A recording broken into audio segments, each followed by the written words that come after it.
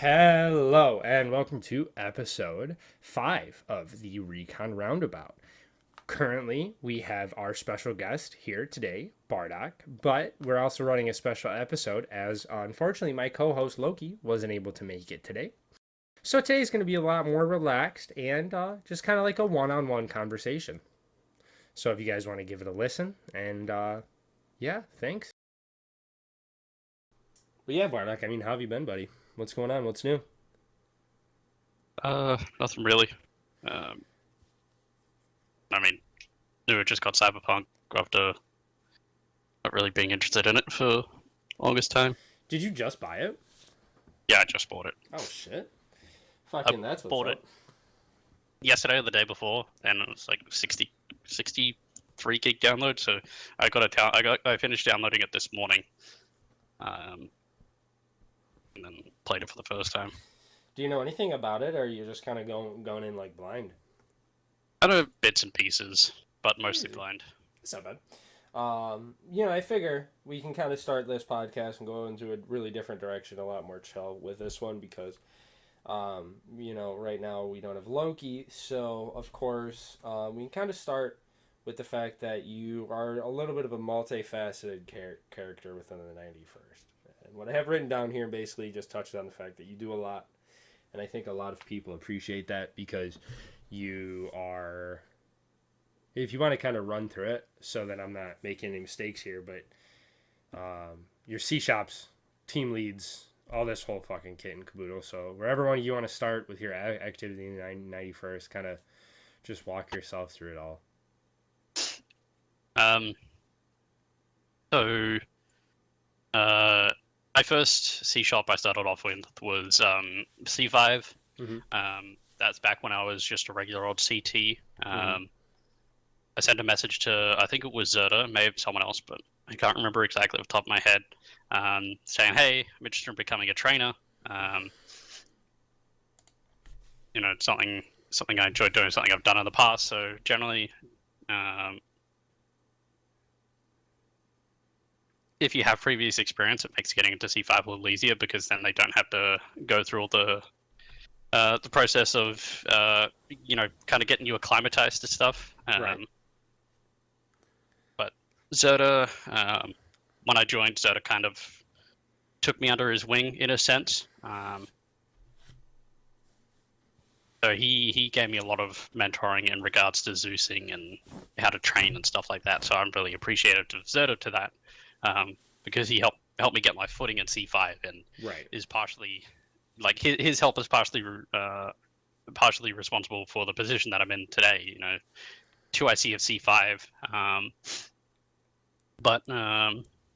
Started out C5 as a trainer. Not long after joining, I got invited to the overseers department. So that was actually a massive shock to me when that happened, because I hadn't even thought about any of the other departments in C5, and then I got a message from Freya one day saying, hey, you want to join C5? Or you want to join the overseers team? I said, sure, why not? Let's do it. So that started my second department at C5. Mm-hmm. What other departments is there? Is the overseers, the bring it the, I can't even remember. I got so much going on in my mind right you're now. training, you're a mentor. Like, why'd you really go for C5 though? Like, what else? What besides that made you kind of want to pick C5 instead of, like, any other C-Shop? I've always, like, from even back when I was about 16 years old, back when I was in Air Force Cadets, the Australian Air Force Cadets, I was teaching people there. So I used to have that actually helped me get over a lot of my stage fright when I was younger. A lot of people have it, standing up in front of a bunch of people, either just talking or whatever, can throw people for a loop. But, standing up in front of 10, 15 other kids my age for almost 6 months, teaching lessons to them, really helped me get over that stage fright and really get me into the mentality of wanting to be able to teach people things. Right, because so back when I was, for everybody's knowledge, in case anybody just didn't pick it up, Bardok's Australian. So not in the United States, anything like that. But go ahead. One of the many Australians of the unit, proud bunch. Crazy bunch, yeah. Proud but crazy bunch, yeah. Mm-hmm. So when I joined the 91st, that's kind of what I wanted to do at the bat, was teach people. And then obviously, like I said, I got into the overseers department, which is in charge of kind of like quality control with C5, making sure trainings are done to an appropriate standard. If we find anything that could be fixed up on, if someone basically makes a mistake, we pass it along, and then if issues need to get resolved, that's kind of on our end to pick up on those things so that issues do get fixed. Mm-hmm. And from there, I got the BCT qual lead position. That's when I really started fixating down on teaching BCT. Right. And the majority, about 50-60% of the new people that come through the unit, I end up teaching myself these days. Mm-hmm. We've got a bunch of other people who teach BCT as well, but it's kind of my forte. And then from there, I moved to the head drill instructor position, so I ended up being in charge of all the other trainers in C5, directly under Zerda and Opossum at the time. And then once Zerda stepped away from the unit, Opossum moved up to the 1IC position from 2IC, and then I eventually stepped into the 2IC position. That kind of gets me to where I am today within C5, right. Assisting Opossum with the management of C5.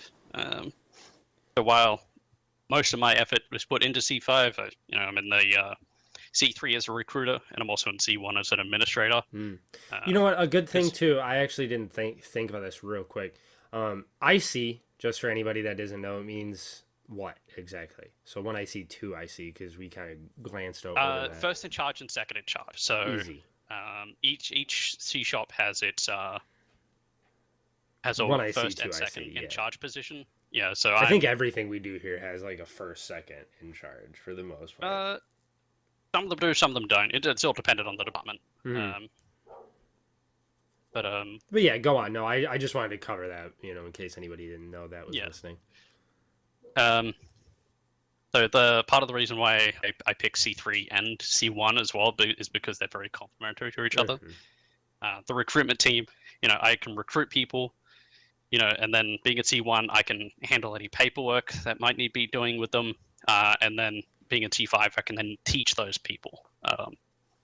So they're very hand in hand, very complementary to each other. Yeah. So that's part of the reason why I picked those specific C shops, is because while, like I said, I put most of my effort into C5, those other two C shops help me do the work of the others. So, no, if I think recruit it's someone important. that gives me paperwork, which means I could do my job in C1, and then, if I train someone, I could do the paperwork for that, and so on and so forth. Right, and so you're basically doubling down on just you spend an hour doing something, and all of a sudden you're doing more work than, anyone in any one of those shops would be. That makes sense. You know what? And for everybody listening too, this is kind of a nice little interview between him and I, because, of course, we don't have Loki here tonight, but Bardok actually was supposed to be the original, co-host to this, and he was the OG idea maker behind all this, because I think that one night we were kind of just sitting there, and I don't remember who we talked to, but we talked to somebody.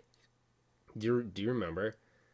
There's so many things that happened this year. Yeah, I struggle to remember what I did 2 days ago in regards to the 91st, but I can't remember who I talked to. I know the idea spurned off of Trauma's interview he did for, I can't even remember who he interviewed, but he interviewed someone and it got put up on the YouTube. So that kind of, because I'd already had the idea in the back of my mind of a 91st podcast, and then that went up, and then the idea started to snowball. Yeah, because I remember I told you that I had the same idea, and then we kind of brainstormed it, and then I don't think I put it in suggestions. I think I messaged somebody.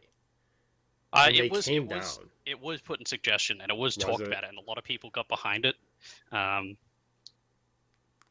So that kind of got that picked up steam a lot quicker than I thought it would. Yeah, I Thought did. it would.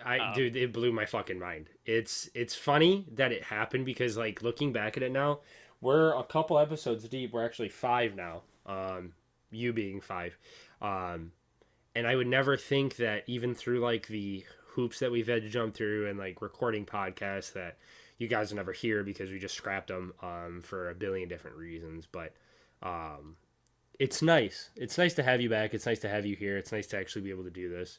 And it gives me a little bit of structure of like the weekends because usually like I work all week and I'm doing a billion different things, but then the weekend I kind of just like don't do a single thing. So at least it gives me something to do on my like Saturdays, you know.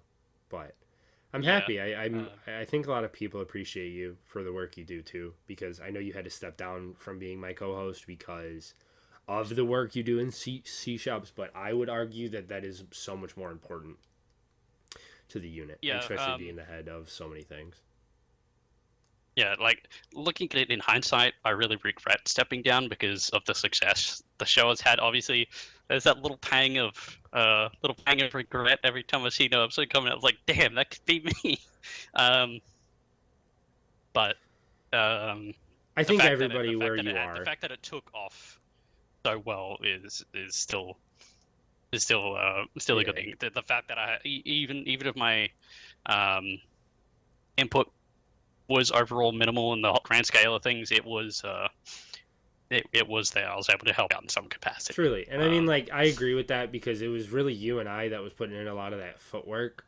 And Trauma, I think, like, we were kind of like 3 pieces of the same operation. If I remember correctly, I think I put the idea up in suggestions, and then you and Trauma both came out of the woodwork at pretty much the exact same time. And it's like, yeah, we had the exact same idea because obviously Trauma, like I said, put up his interview he did of someone, and then you poked your head up, it's like, oh yeah, I had the exact same idea. So it kind of just coincided that multiple people all had the exact same idea to start a podcast, and then the biggest struggle that I thought we would have had in the beginning wasn't actually getting the show off the ground. It was finding the people who had the technical proficiency to help us. That happened really fast too. I think this whole thing happened in like a week. Yeah, we had so many people. I had people messaging me. I know people messaged you. Yeah. About how can we help? How can we help? Unfortunately, a lot of those people we weren't able to include because it would have just been redundancy at that point, which is unfortunate. We would have 12 people in one group chat. But I mean, now I have a group chat running where we have all the editors in the background. We have multiple editors, so they work together. I've had, Trauma help out the newer guys that come in. Jimmy is kind of like one of the bigger background workers. Same with Jericho. And they do a lot of good work. I mean, Jericho listened to the last podcast we did and edited through the audio portion like in the time it took for us to record it, because he just listened to it and edited it in the same kick. And so it was massive help that I think people were so happy to like step up. And I've been so thankful because like even like thankful to you, thankful to Trauma and Jimmy and Loki and everybody. And I feel like I don't say it enough, is like, even though I might kind of steer the ship, I feel like without everybody else it wouldn't be a ship to be steered, or however you want to fucking the captain's the guy at the top, but there's no point being a captain if you don't have the people underneath you to help. Yeah, if there's no crew, the captain means nothing. So yeah, I truly appreciate even your help. But I think too, you do have a lot of CRs and CRCs and a lot of newer guys who can probably attest to you helping them a lot. I mean, of course, it's not just you, but you being in training and the mentors and stuff like that. Like, you have had, like, I would be safe to say that your handprint is steadily set into the 91st at this time. Because I feel like when you do a lot of things, your effect is pretty broad. Because like I think in mentors chat, you talk the most, and even though I think that most mentors are there to help, I feel like you do still step up to the plate. Yeah, the mentor. When I took over the mentor team, there was a lot of people who weren't entirely what's the right word? Didn't look favorably upon the mentor team. They thought it was redundant, useless, no point to it. Because technically, the roles of the mentor can be technically done by anyone in the unit. The mentor team is just a more formalized way of doing those processes of helping the new people, getting them sorted with equipment, helping them get their trainings done, all that sort of stuff. Anyone can do that, but the mentors are, the people who specifically go out of their way to help those people. So when I took over the mentor team, I kind of let it sit for a little bit just to see how things would work. And then one day I was just sitting there looking at it, and an idea popped into my head, and that eventually led to where the mentor position is now. Like I said previously, some people didn't look too favorably upon it, but a lot of those complaints that I heard about the mentor team when I took over from it are no longer, either people aren't saying them anymore, or if they are saying them, they're not saying them to me, at least, or where I can hear them. Are you speaking directly to the the like assignment system where like a new guy comes in and he is kind of given... Yeah, the assignment system was something I brought in. It was specifically to give the mentors something to do, because the mentor team when I took over was a very passive department. Didn't really do much. They would answer questions here and there, but they didn't really have all that much involvement with the CRs, the CRCs, even the CTs. Well, and to be fair to the mentorship program, I think that you and I were even the first of those in like the actual like official sense of the mentorship program, because I've been on the mentor team I think since it's like newer conception, because I knew it was a thing prior to, right? Like before us. Yeah, so the mentor team was originally under C3, and then eventually there were talks and moved it to C5 where it was more appropriate. But this iteration of it, we're pretty new. Team is a lot more involved. Yeah. Happily too, because like I've been in contact with a couple of CRs. Like I'll see somebody post BCT, nobody get back to them in an hour, and I'm like, okay, well let's see what I can do to kind of help that out. And yeah. I mean, like I definitely would say. I mean, I know I just said it, but your handprint or thumbprint or however you want to spin it, your position in the unit, I feel like would be a void without you, because you do so much. At least personally, that's what I feel. And I mean, like, you and I are pretty cool together too, so I would consider us somewhat friends, at least as far as online people can go. So it's always good to see you like kind of succeed and go farther. I'm surprised you're not a WoW 2 yet. I feel like that's soon TM. Yeah. Hopefully at the end of this week, when promotions come out, WoW 2 Bardok. But we've got to wait for that first. Do you have any kooky ideas for your fucking helmet? Yeah, I got some ideas for my helmet.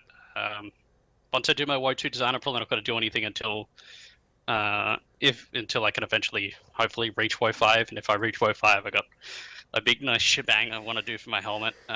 Is that the end game? Is getting a WoW 5, getting a fucking, or what is it? You can get to what's even higher up? What, WoC? WoW C? Yeah, WoC. Unfortunately, WoC is a very exclusive rank and can only be held by one person of the unit at a time.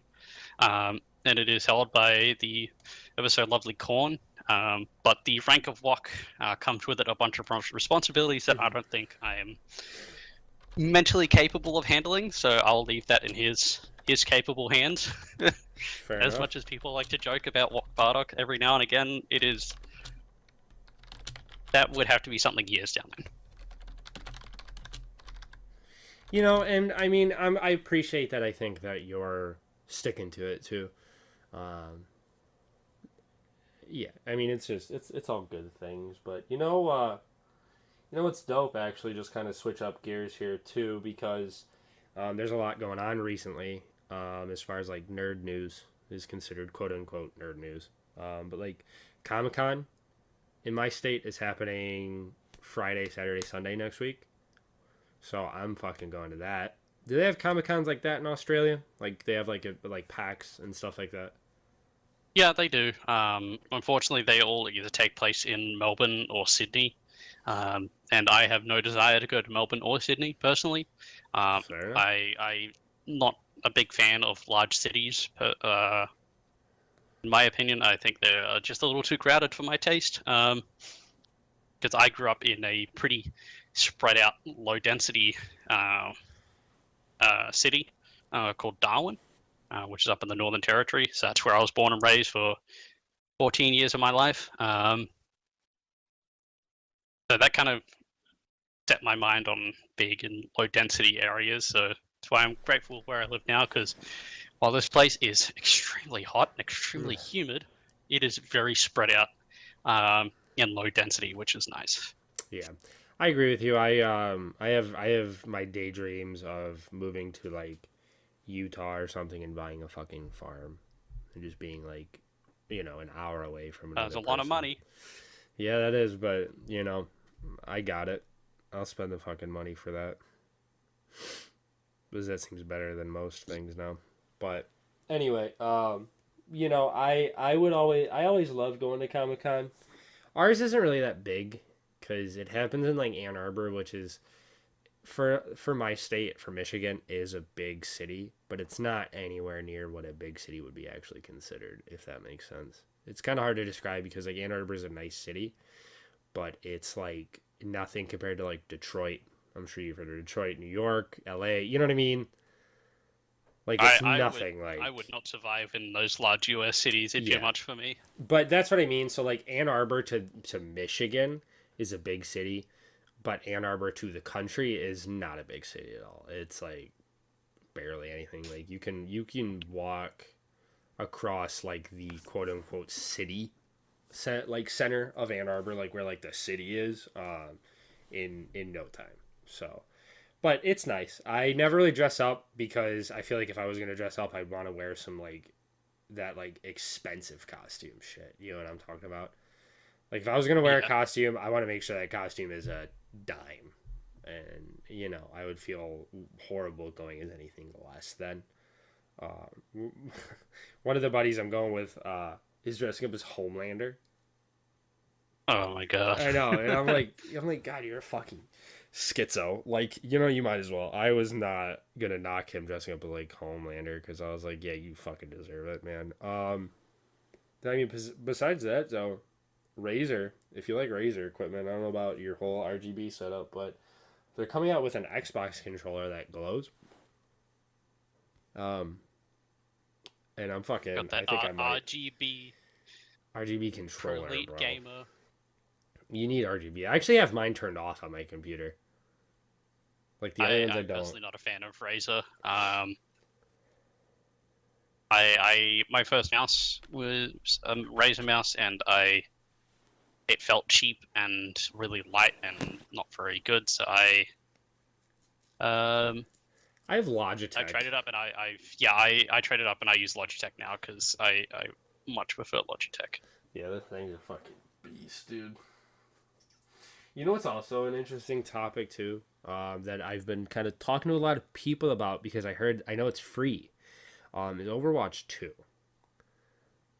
And that is a fucking topic because I think Overwatch in general is a fucking topic. You know what I mean? Because it's like people play it. I don't think personally the game is bad because I like that like teamwork setup because like there's that other game, that Gundam game that literally is just like Overwatch but with Gundams.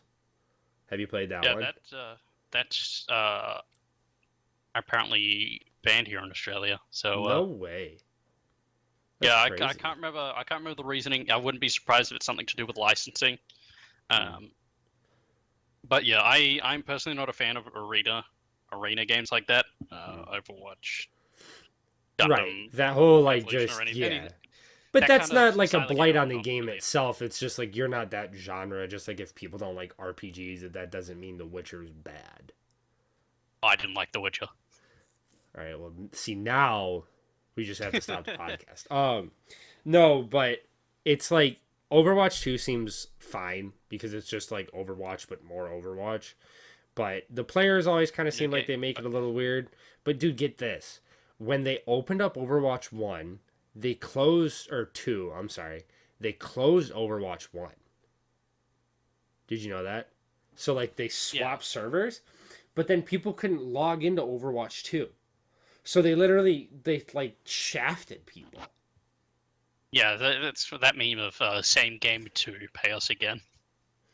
It's fucking dude, and I heard like it's gonna take years to unlock everything. Yeah, there's like paywalls. Yeah, the battle pass is just immense. Apparently, the majority of the new heroes are also locked behind the like paywalls. The battle pass. So if you don't have the battle pass, then you're basically just playing the same game again. So unless you spend money. You're gonna SOL on that. Yeah. So I think that most games, I would personally say most games need to steer away from that free shit, because I feel like they took Fortnite and we're like, oh, we could make so much money off of this, but then they like end up just making problems and not really actually making a good game. Because like if Overwatch sold it for like $40-$50, I think people would buy it, you know, and then they would have all the heroes, and you could still have a battle pass, but make the battle pass a little bit more or a little less invasive. Does that kind of make sense? I feel like it would just work out better. Yeah, so in regards to that, part of the reason why like grind is so immense with free-to-play games is that because they're not making money off selling the game, they have to monetize it somehow. So they make grind exponentially harder, so it will entice people into paying the games or paying for the boosts and the battle pass and stuff like to help them get through that grind. You know, they make the money that way. Whereas you play a game that might have a progression, but it's a paid game. The progression is generally a lot lighter because they don't have to monetize it and make the grind needlessly long, because people paid for the game rather than trying to pay for the grind. So to yeah, like slough off the free shit. No, I know. Was Overwatch 1 free? Beats me. I never played it. Fair enough. I was never. No, I mean it's just really it's weird because I hope that kind of shit dies though, because like Halo did that with Infinite, and people don't play that fucking game anymore. And so I hope that Infinite had other issues besides it being free to play. Right, but that whole free to play concept was definitely a big issue, because the battle pass was like long and immense and costed like too much money. And you know what I mean? Like I just feel like they would see that type of stuff and then be like, okay, it's not working. Because even in Overwatch 2, from what I've heard of like even people in the unit, is like the game is not good, or it's the same fucking game. Like they might as well not have released it. And you know, they're just creating more problems than actually making a good game. Yeah, which that just ties into most AAA games these days, where it's push it out the door, people will pay for it if there's enough hype, kind of thing. Yeah. Yeah, I mean, I'm sure Call of Duty, the new one coming out here at the end of October, is going to suffer from a lot of the same issues. Maybe. Which is unfortunate, because a lot of companies, you know, jump on that free-to-play bandwagon because they can, like I said, they can monetize the out of it and get the money rolling in. Because yeah, a lot of people will look at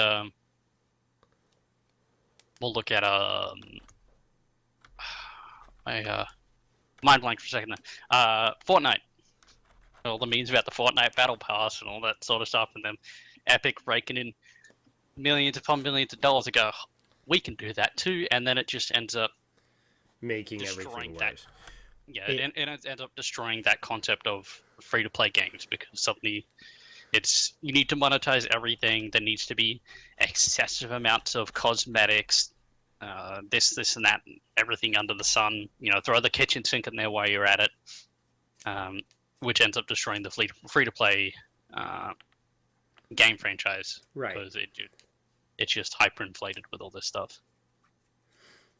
And like, I don't know. It's hard because I feel like in one case it is good, in one case it's like something that needs to be avoided, like the plague. Because I feel like I feel like free games, especially when it comes to AAA, just shouldn't be a thing. Because honestly, I feel like I would actually probably be more enticed to play games even if they monetize the shit out of like the battle pass, if they made me still pay for it. Like if Overwatch was, let's say, $40, I'd probably be honestly more interested in playing it because you had that monetary investment. yeah, because you have that like, okay, well I'll get some stuff at least and the game. You know what I mean? And I'll have the grind and you can get these heroes and like nothing is really that expensive because you bought the game. But like, I mean, I'm sure they could monetize the shit out of, skins and boosts and buffs and all this bullshit. Instead of monetizing all of it. And just leave it through like the big pay window and then like monetize everything else. Because like people fucking love skins. You know what I mean? But like I even heard it's gonna take like 5 years. If you don't want to pay a single cent, it'll take you 5 years to unlock a lot of stuff in that game. And I feel like that's just becoming the norm, and that annoys the shit out of me. Yeah, just the excessive amount of grind for the sake of grind. Yeah. Are you playing any new games besides Cyberpunk? I guess, granted, Cyberpunk isn't really a new game anymore. Well, it's new for me. New for you, but new games just in general, like anything coming out that's piquing your interest or fucking... Yeah, I got a list. Fucking speak it, bro. So there's a couple of games that I'm like genuinely excited for coming out. So one of those is Starfield. Okay. Like I know there's a lot of controversy around Starfield right now, but I'm looking forward to it. And then another game, which is an indie game called Falling Frontier. I feel like I've heard of that. What's that about? It's a 4X grand strategy game set in space, specifically in the Sol system. You fly between Jupiter and Mars and all those places. So that should be coming out next year. I'm looking forward to that. And then obviously Starfield comes out next year as well, and I'm looking forward to that. One of the things that the genres of games that I really like is space games, like Falling Frontier, a space game, Starfield space. I got Homeworld 3 on my wish list, also a space game. Strategy games as well, like how the other half of my wish list is Metal War 2, Broken Arrow, Wano, bunch of other strategy games, stuff like that. Oh, Wano's a really fun game. I actually played that with the Rat. I don't have the money to buy it. So. Yeah, I definitely suggest it. I kind of wish it was a little bit more modern because I'm not a big fan of the Cold War era shit. But you'd probably like Broken Arrow then. Yeah, I'll look into that just because. But even with my like disinterest of the era, it is still a very good game. The strategy in that game is very well put together. And like the way they do aerial combat is very well. There's a game that actually came out forever ago called what's it fucking called? Ruse. Oh, I loved Ruse as a kid. I fucking loved playing Ruse. Yeah, Ruse was I played that for hours. I don't even know how I played a lot. There was a couple of guys that I used to play it with who stopped playing with me because I just spam rush Shermans and just steamroll them. So they'd stop playing with me because I keep beating their ass because no matter the strategy they tried, because they didn't want to resort to doing the same thing I was doing, just Sherman spamming. So very unfortunate, but they were fun to play with for the times I got to play with them. Rest in peace, the homies. Yeah, they kept talking, oh yeah, we'll team up this time and we'll get them, and then they just end up fighting between each other anyway.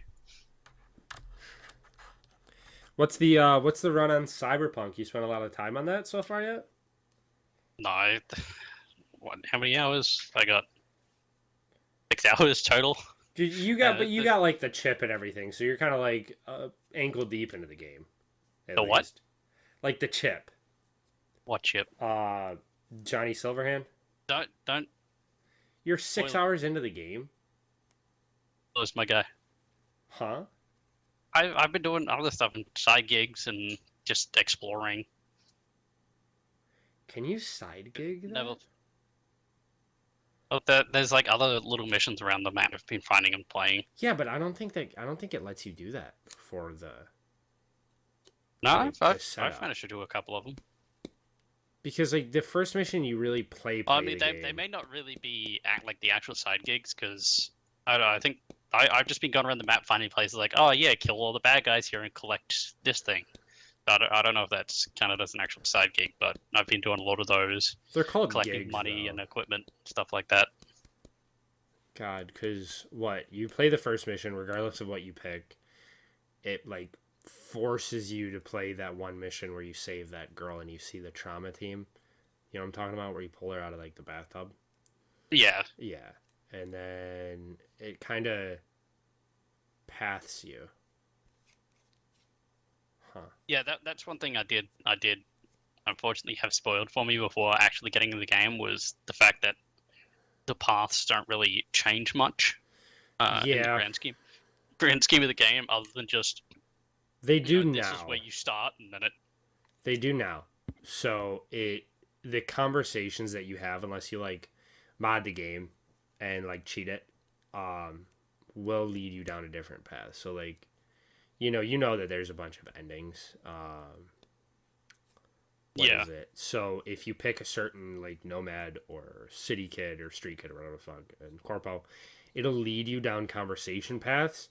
But even though it might seem very minute right now, it will path you.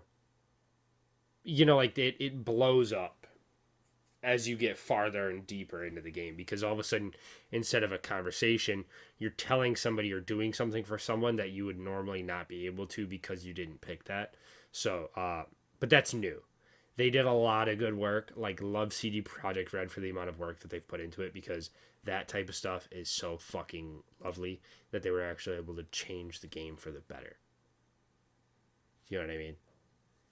Yeah, like when Cyberpunk came out, all the hype coming up to it, I kind of caught the signs a little early with like, all right, well, where's all this game, like the actual gameplay? Because I'm sure you're aware when the game was coming up to release, there, like all the gameplay that was coming out was just the same stuff over and over again. There was never really any actual like new gameplay. And then I kind of caught on early. I couldn't put my finger on it at the time, but yeah, just all like lack of gameplay, and then what beginning did you pick for it? I picked Corpo. Okay, I did too in my very first run. What is it? I mean, yeah, I think after I beat it, I got in and I modded the shit out of it. And there's this mod that's called Brain Dance, and it gives you just about everything in the game. Like if you want money, if you want apartments, you just have it.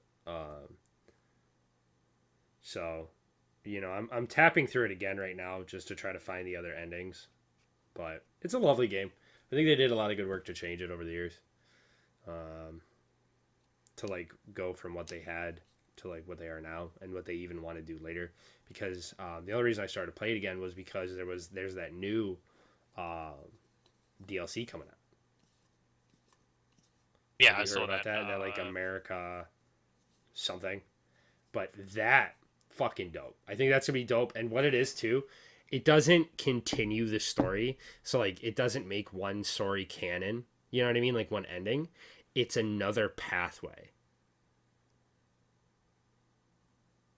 So basically a new way to play the game. It's just yeah, like if you have like a tree and like all the branches lead to an ending, it's just another branch. You know what I mean? Like it has nothing to do with the main story. It's like the ending you get with this DLC or the endings, if there's more, will be your canon ending. You know? And I'm glad they did that because they're just adding more to do in the game. So somebody that maybe even hasn't played it can play it after that Patriots DLC or whatever, Liberty or whatever. And find that Liberty DLC without actually like knowing it and get an ending from that and think that that's the ending of the game. Even though that's a brand new design. I did see a video on YouTube of a brand new ending that was discovered a few weeks back that no one knew about. So that was a bit of a shock to me when I realized, oh wait, people are still finding new endings to this game. Yeah. There's a couple secret endings that I've heard that are still technically secret. Um, yeah, it's crazy. I mean, there's a lot. There's a lot of good in that game. I think one thing that I think I still really want is the melee animations. Like, have you used blades? No, Yeah. I I did a little bit of research when it comes to like some of the better path, like better loadout equipment choices to do, and I saw that while melee people mix it up with gunplay, gunplay still seems to be like the preferred method to do things. I think so too. I think they set it up for that. But melee, the reason that I steer away from melee is not because it might be the better way, because as far as modding goes, I kind of just fucking do anything. Anyway, the animations for melee are kind of lacking. Like, Yeah, you did have a watch katana video. and you do like two swipes. You got your left Yeah, swipe I and your did right, hear. and I'm like, oh god. I did hear. I watched a video about the one of the big updates coming up for Cyberpunk is a lot of it's going to be focused on melee Mm-hmm. reworks. So animations, just the feel of melee in general, Yeah, I'm should be really getting excited for reworked. that. So Because it like makes things like the mantis blades, which people think you need to work so hard for, because they're like expensive and you need to have a street cred for them. You know what I'm talking about? The mantis blades, the things that come out of like your forearms and shit. yeah, Should be way fucking better than they are. Do you know what I mean? Like I feel like for something you need to work so hard to get, they are kind of lackluster. Because even kind of a with my letdown. modded game, like even in the game where I modded and I have like the legendary versions of them, I don't use them because I'm like it's Yeah, just not. it's so much easier to just shoot one in the face Yeah, than it's so much run up easier to and go up there with like a fucking cannon and just go like and just fucking delete somebody than using the melee weapons in the game. Another good thing, and this really makes me want to buy a fucking Switch, is Breath of the Wild 2 is announced. It's called what's it called? It's called Tears of the Kingdom. I am personally not a Nintendo fan, so Dude, I need to get a Nintendo so bad. It's like I don't even really like Nintendo games. Like I'm not a huge Mario fan. I don't really like Pokemon. I don't really like anything that like Smash Bros.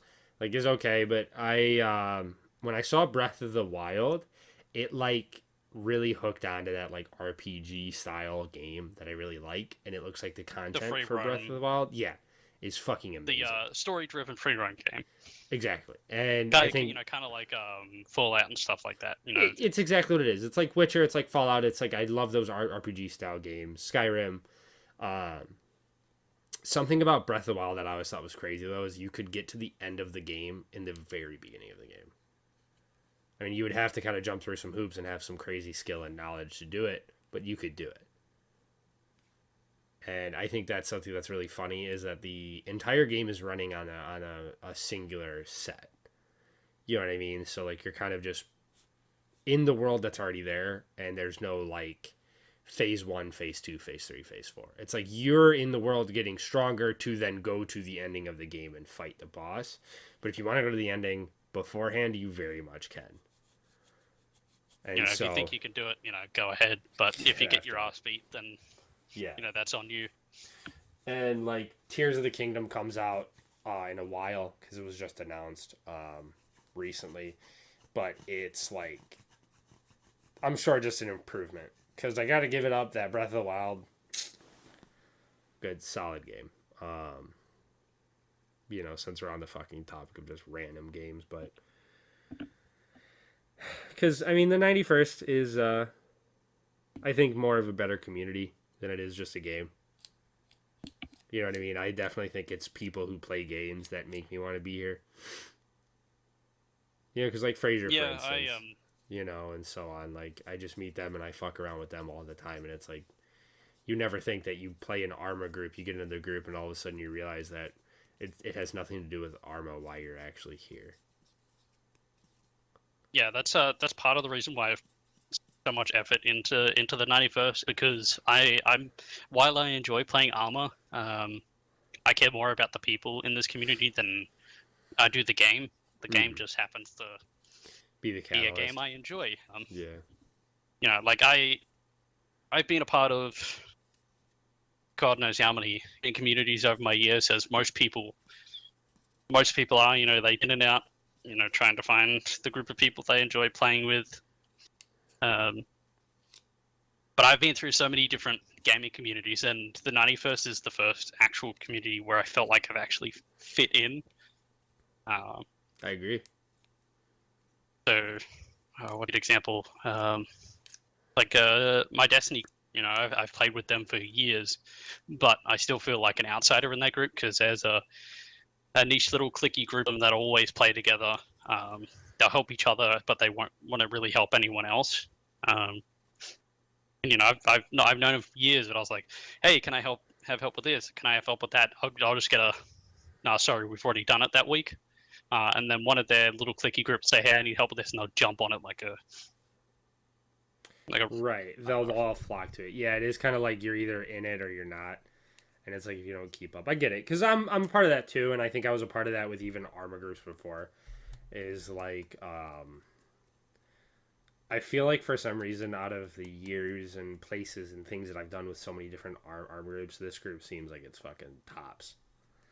It's not even just art, it's just 91st. It's just like Gark in general seems like they're actually pretty fucking cool people. And everyone seems like they, as much as they might have problems with whatever, want to be here. I mean, it's a gaming group. There's always going to be problems. That's just group, the inherent. That's just the inherent.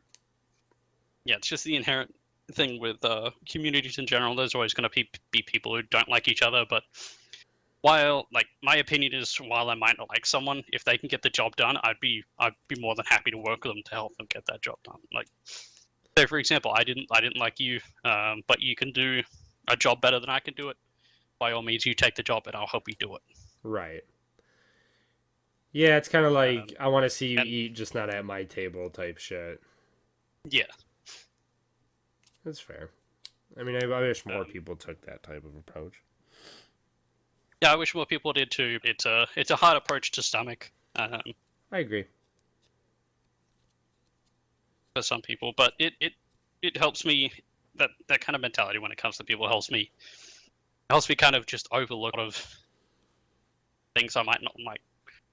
Say, for example, CT Joe Schmo is a really mean person, doesn't like, supporting anyone else in his team, does all this other stupid stuff that just makes him look like a bad person, but he happens to be a really good team leader. He could do the job really well. In that case, he could do the job. People might not like him. I might not like him, but if he could do the job, he could do the job. Right. I mean, that's fair, man. I think that a lot of people kind of like overthink it. Like you're playing a game with the game people, and it's like you either have a big opportunity to avoid people or work with them in a very professional manner as well, though. Like, because if you don't like somebody, you don't really have to like spend real time around them. You know what I mean? It's not like real life. Or like if you go to like an office or whatever job you have and you don't like somebody, you have to like actively see them. I feel like in this community, if you don't really, really like somebody, unless they're like in your same team, you have a big opportunity to just basically ignore what they're saying. Yeah, or not just ignore, but just kind of like ignore them as like an annoyance. You don't have to be a part of it. You can move teams. You can play a different day. You can fucking just kind of be away. Yeah, but to bring it back around, this community is one that I very much cherish, and I hate the idea of having to try and find another one where I feel like I can put as much effort into. Like, I there's a lot of people here I look up to, a lot of people that I really enjoy talking to. Like, when I transferred here from the 501st, the first person I ever interacted to was Quiet, which unfortunately she's not with the unit anymore. And then the very next person, though, first person I actually talked to verbally was Roach, CL Roach, the lovely blue-visored boy who leads the arcs of the 91st. He was the first person I ever talked to. Yeah. And me and him sat in a channel for I think it was like an hour and a half, 2 hours, just talking about the unit. And as I've come up in the unit up until he went away for boot camp, and now he's back. Which, congratulations, by the way. If he listens to this, Roach, congratulations for coming back. finally And he come got back, married. finish your boot camp. Dude, he fucking double dose. He got married before he went. No. Oh, okay. Well, either way, he got married. He went to fucking boot camp. Dude's just winning. Just making money moves. Dude's winning. But yeah, Roach is one of those people that I very much look up to in the unit. He gave me a lot of guidance during my early days here. Whether that be answering my stupid ass questions about things, or just willing to give me a shot at, team leading in his fun ops and stuff like that. He like, along with Zerto, he's one of those people that really helped me get my footing in the unit and kind of get me where I am today, which is I can't thank them enough for what they did. Yeah, I mean, well, it's funny. Roach and I had a pretty solid interaction too when I was still pretty new, because I would go down to his fucking TeamSpeak when I was still like a CT, and kind of just watch him play fucking Dark Souls, or not Dark Souls. I'm sorry, Elden Ring. He used to stream Elden Ring a lot. And just kind of sit there for like 3 hours and just talk shit with him and watch him and fucking, hype him up or tell him where to go, or, figure things out with him. Because I fucking ran through Elden Ring so many times already. Fucking lovely game too. But no, I mean, Roach, I think, is a big help. And even though I don't think he really helped me with anything particular, it was like just cool that I could just go talk to this guy. You know what I mean? That I've never talked to really before, and kind of like get to know somebody that, for all intensive purposes, had no business, talking to me. Well, it's not that he didn't have no business talking to you. It's that he wasn't obligated. But had no like. But Roach is just such a nice guy in general. Do you know what he did? He picked in the Marine Corps. Do you know what job anything he picked? Because I don't think I've talked to him about it yet. I swear to God, maybe I have, but I'm slow, so He told me, but I genuinely can't remember. We're both slow then. Fuck it. I'll ask him later. Maybe he'll listen to this and shoot me a DM and call me names. Yeah. Speaking of, too, his blue visor is crazy. I never noticed it, like, even when I was like new. But now that I like keep it a mental note in my head, every time I'm looking around and he's coming towards me, you can surefire see it. Like, he's definitely looking. It could be pitch black, but if you see a blue visor coming towards you, it's one of two things. It's either Cross or it's Roach. Because they're the only two people in the unit who still have the fancy blue visors. They're kind of the last of the old breed. When it comes to that.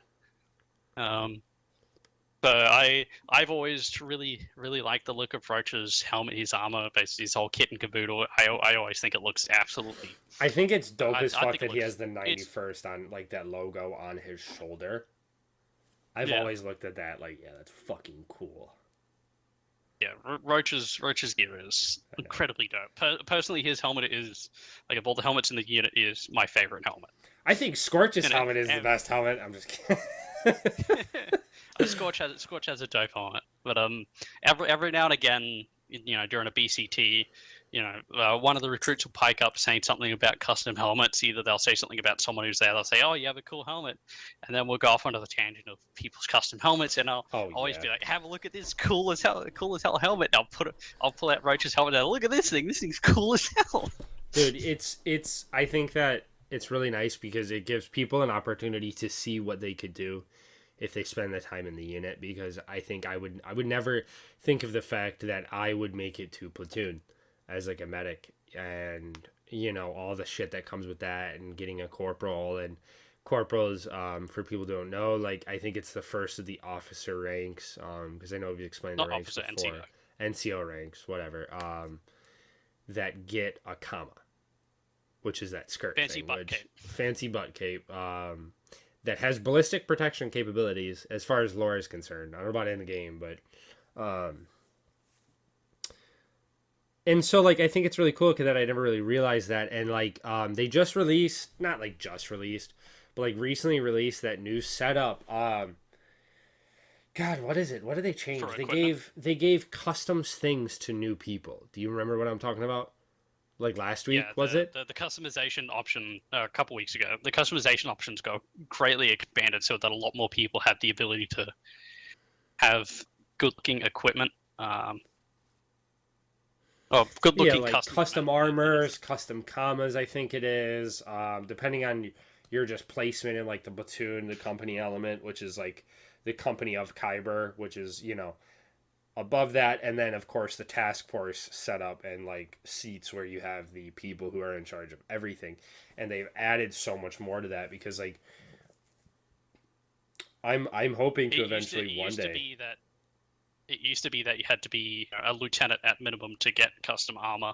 Yeah. Um, but now technically people have the ability to do so. Like platoon sergeants, I think you get custom armor now. If If I remember you're in correctly. Volks's position, yeah. So if you make it to the first platoon sergeant or second platoon sergeant, you get custom armor. If you're platoon lead, you get custom armor. If you make it in company, you get custom armor. I can pull it up real quick so we don't muddle what we're saying. Cause let me see here. It is really nice. Like when I read that, I was like, dude, fuck yes. Remember if it's in minor or major? It's probably a major, isn't it? So Onyx and its staff, which is our task force, they get custom armor. Kyber and its staff, so that's company. So Kyber Company. company, yeah, and its staff get custom armor. If you're a SEAL or XO in a detachment, you get custom armor at 3 months in the billet.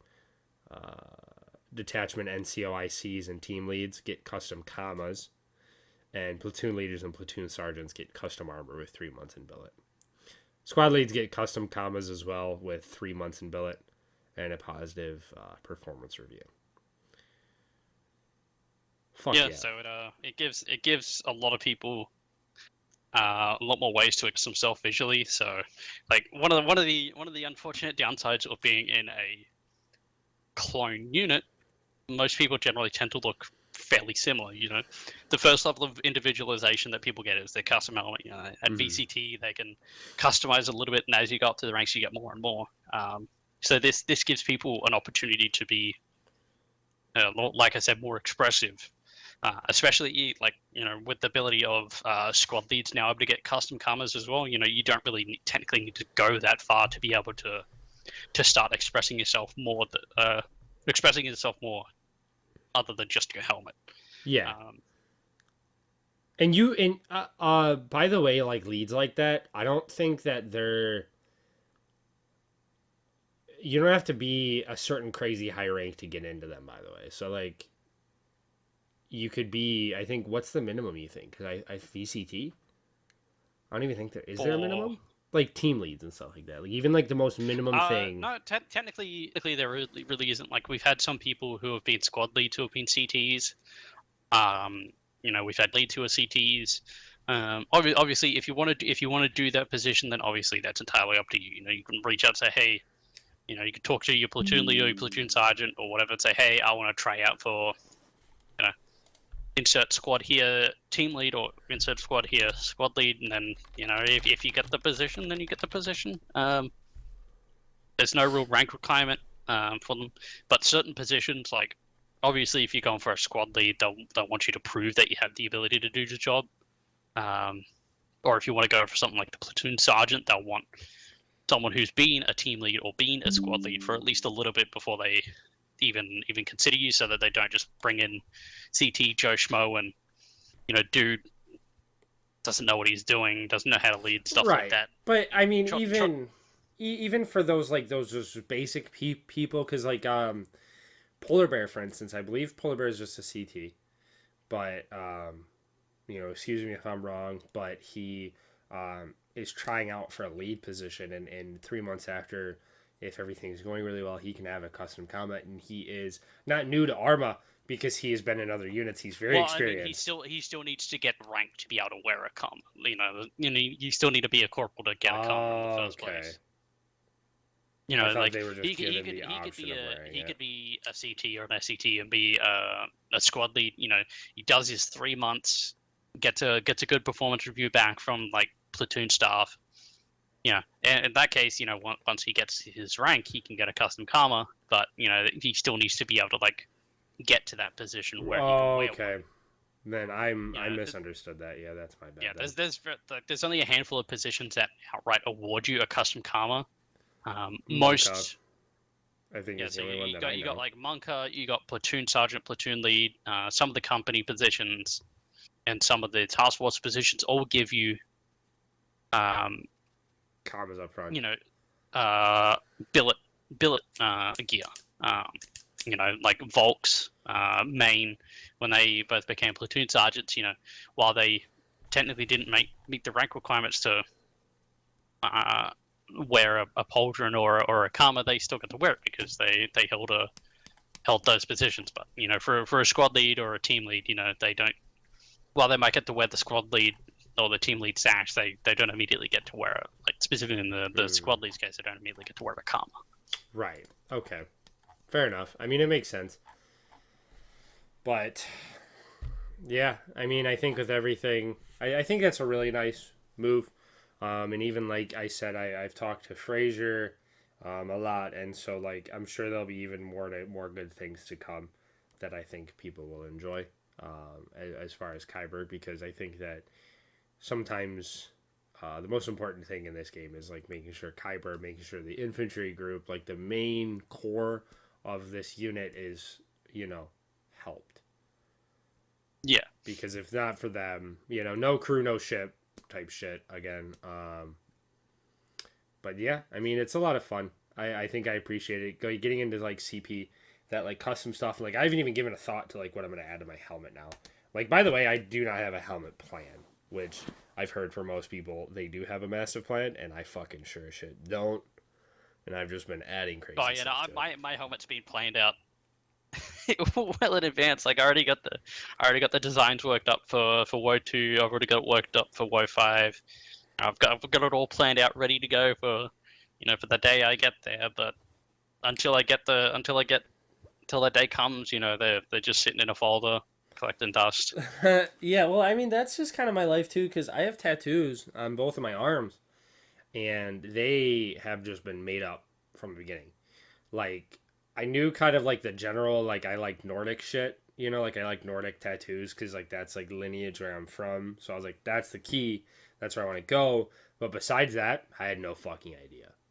Like I filled in one portion, then I just was like, can we attach it to this portion and we can do that? So like I think that's just how my fucking brain works. I never have given too much thought into it besides like what I'm getting next. I want to get this fucking massive back piece, like across my entire back. Except I don't know, I ain't got $7,000 just to spend. So that's fucking painful. If only I had $7,000. Yeah, seriously. Fucking yeah. I mean, that buying, firearms, buying fucking a new car, like I just have too many obsessions. Cause fucking, I was thinking about looking into getting a Tesla actually. But I don't know. Pretty penny. It is. I mean, like, it's what? I think the one I was looking at was $70K. And that's not... Ouch. But that's not, like, crazy for a brand new car. Like, that's, like, a general, like, average. At least around here it is. And, like, I wouldn't be paying $70K up front. I'd probably put, like, $5 down. And then, like, pay it off for years. Yeah. Which would suck. Do you see a lot of Teslas around where you're at, Bardok? Is that a thing? The only person I know who owns it is my dad's boss. Word. But dude's loaded gills with money, so he does what he wants.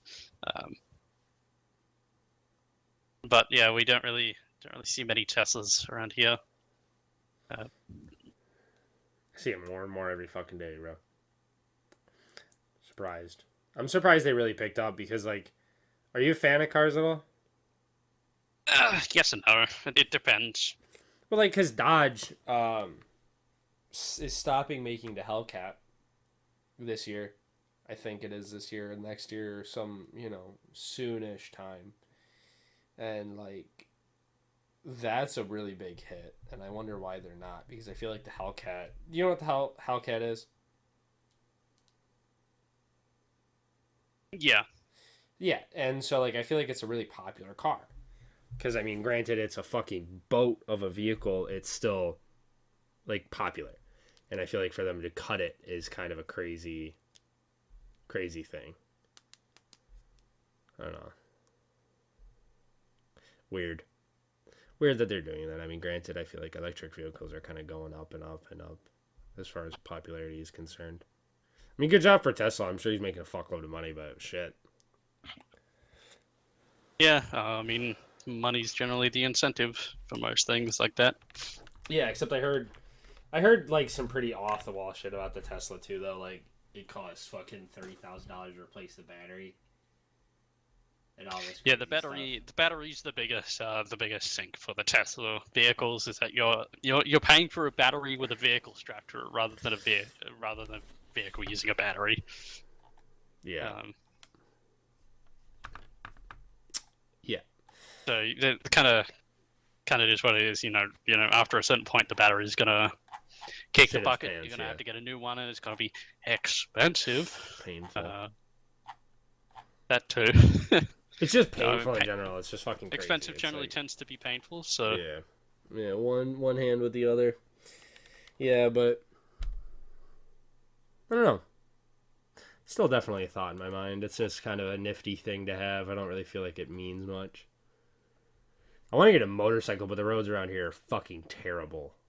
Actually, so that's fucking not anything I want to do either. I feel like I would die in like a week. Like, kick the bucket with that one. But yeah, I think that about wraps it up for the time. I think we've hit our mark. So, Bardok, I appreciate you. You're lovely. You're amazing. Thank you for having me talk to you for an hour. Having me talk to you? Yeah. I mean, I'm fucking tired today too, so I'm glad this was a lot more like a laid back one. You know, no reason to be super excited every time. Yeah, the funny thing is that I was laying in bed one day, well, like actually about a day or so before you messaged me saying, "Oh, hey, yeah, you're gonna be on the podcast," and I was just thinking to myself, "I wonder when I'm gonna be on the podcast." And then I think I messaged you. I think I messaged you about someone. I think I messaged you about Gibby. Yeah. Yeah, and that's what kind of like I was like, "Hey, good news, man." Yeah, and then it's just like, oh yeah, you said you got some good news. I'm like, oh my god, what is it? Did something good happen? And then he's like, a podcast. I'm like, oh sweet. No, dude, I'm happy. I was just thinking about that like the day before, and I'm like, because I've been waiting for the moment to get a podcast. We should do more. Like I kind of helped set the foundation, but it's your ship now, so. Well, you're always welcome. I feel like it's cool to have like that kind of like living room concept of like the listeners, like you guys that are actually listening to this are kind of just with us, and it's less of like a topic of discussion, and it's more like you guys are just kind of here, and Bardok and I are in a room, just shooting the shit, You're all sitting around the campfire, talking between each other, listening to two idiots ramble on the internet. Basically. But everybody that's on YouTube, make sure to subscribe, hit the bell if you're interested in the 91st. I'm sure we'll have plenty of links placed below that you can kind of join, talk to anybody in Discord, and you'll surely see our names. We're both recruiters. We're both mentors as well. So if you see us, do not, hesitate to DM us, even if we're not the first people of contact that you have. So, Bardok, I appreciate your time, brother.